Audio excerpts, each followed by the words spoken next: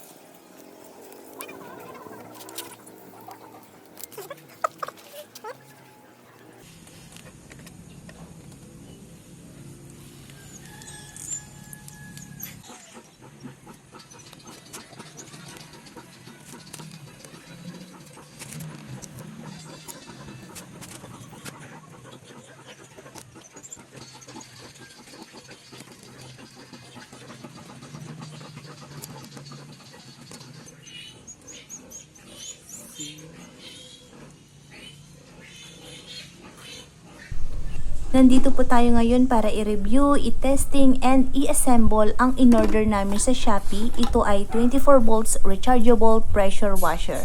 So with box ang kinuha namin for safety purposes. Mayroon siyang 24 volts battery, mayroong hose, bottle, lagayan ng sabon, mayroong baril syempre, and yung mga ilalagay natin sa dulo with strainer din para po hindi po pumasok ang dumi sa ating washer gun.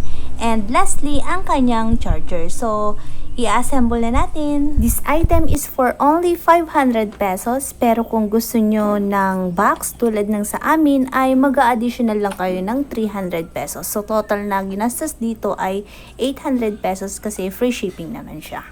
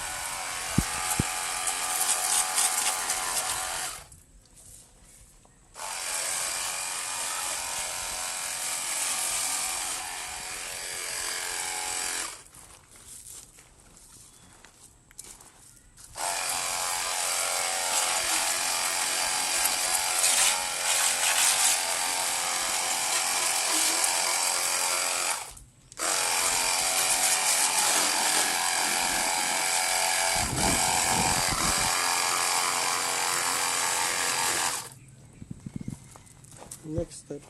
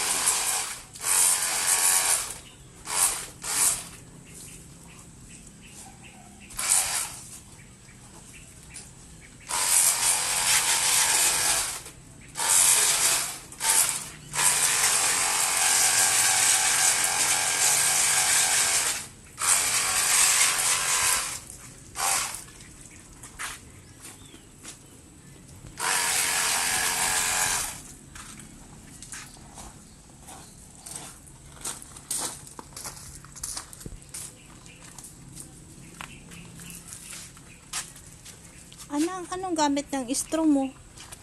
No? Ay, gamit na. Kasi nang mga pangat di dito kinuha may kanistro. Ah, May nagpangalan ah.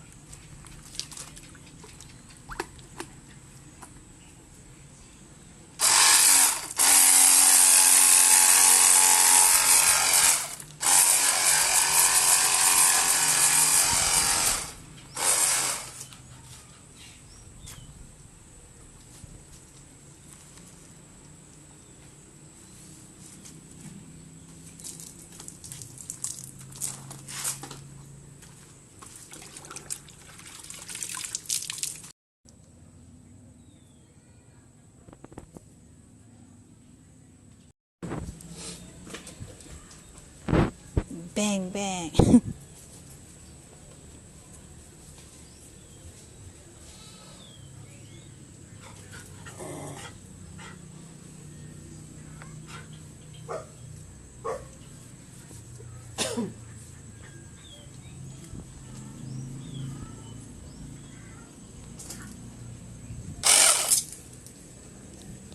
Jack Wendy.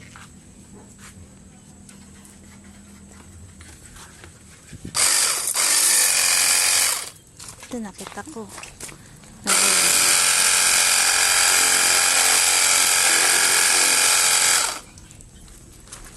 Pati dito na ko.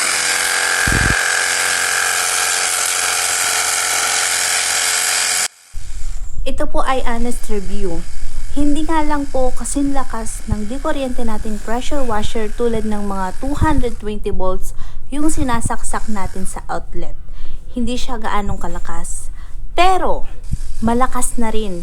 Kita nyo naman, mabilis matanggal ang mga dumi. Pwede din ito sa mga kotse.